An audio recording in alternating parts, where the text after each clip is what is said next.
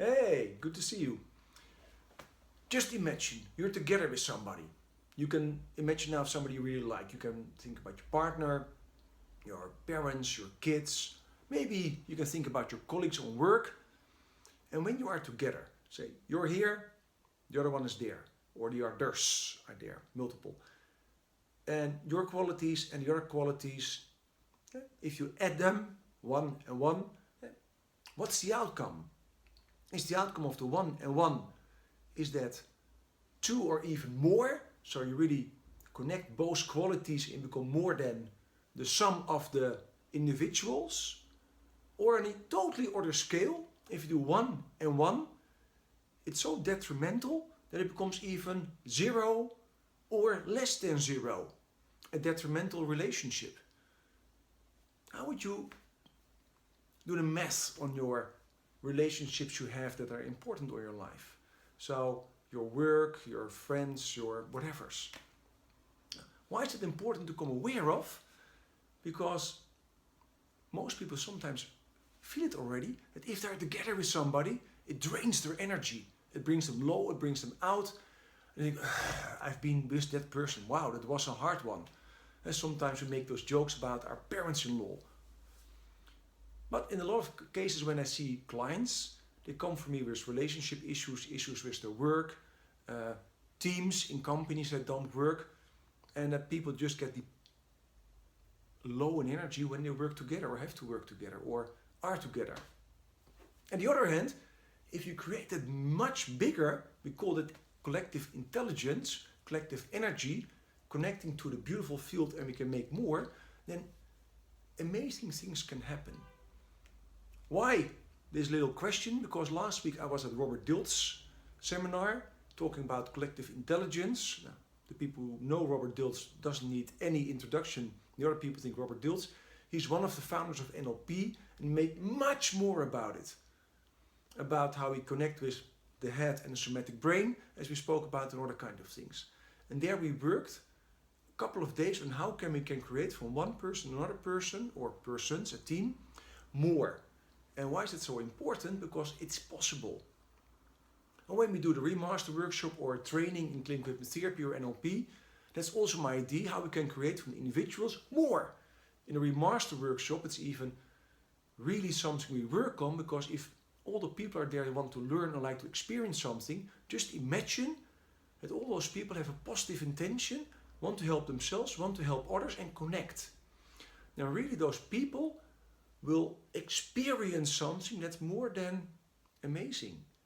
As an example, I was in that workshop and we worked together in a team, and one of the persons had an issue and she wanted to go further with it, wanted to make choices, and her choices were seen as, I like to go to the other side of the river, but I see 50,000, or in her case 50 bridges. I don't know which one to take, and I'm totally puzzled, and it makes me back and forth and back and forth. So as a team we had to give, say, things that pop up from the field of energy around us. Now if we connected with her, what came in? And in one moment, when I was asked, I said, the smiley cat from Alice in Wonderland steps in my head, or in my heart, or in my intention. And when Alice gets to the smiley cat, the Cheshire cat, she asks, hey, where can I go to? And the cat says, doesn't matter, go left, go right, you'll get somewhere. He said, no, you don't understand. I'm running away from the queen. I like to escape her. The cat said, if you run fast enough, go left or right, it's still okay. Now, it went on a couple of times. At the end, she says, but I like to go back to my family. And then the cat says, oh, you could have asked me that 8 questions before. Then you go to the left, first village to the right, you're there. And the main idea is, if you don't know where you want to go to, every direction is okay. And if you really want to know what your objective is, you can really focus on that. And that woman almost started to cry. I thought, wow, what's happening here? Robert Dilts or something, what's happening here? And she said, when I was really young, I was afraid of Alice in Wonderland. I always had sort of, it chokes me, and I was always afraid of the rabbit and those kind of things. But now I see the whole story and how it connects to, it always made me scared, because I was running away from everything without knowing where I had to go to. But I now see from the metaphor I just got that my direction is this, so I know which bridge to take. And we had something like, wow, it's amazing. Robert Dilts said, this is how it works. When you connect to the collective intelligence, that's more than we know, because Christopher didn't know her, or doesn't know her at all. You can have answers that some people say psychic, or this energy fields, or whatever, that just come to people. It happens to me a lot when I work individual one-to-one with clients, but never on a stage when I was exposed to 80 other people. Why is that so important? Because it right away proved for the whole crowd there of NLP masters and other kind of people, psychologists, but also to me again, that if we really taproot in a connection with people, 1 and 1 can become that 3, that 4, that 5, that 6, that 8. If we really connect and make it happen. I love to talk further about it, but we will do that later on.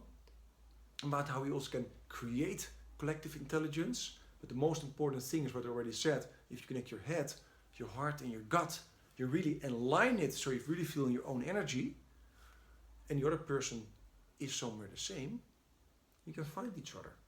What in NLP is called something like rapport, but even better than rapport, almost resonance, that you really connect in the energy fields. Because rapport is most times mirroring and matching somebody. Probably rapport and resonance next time. Love to see you.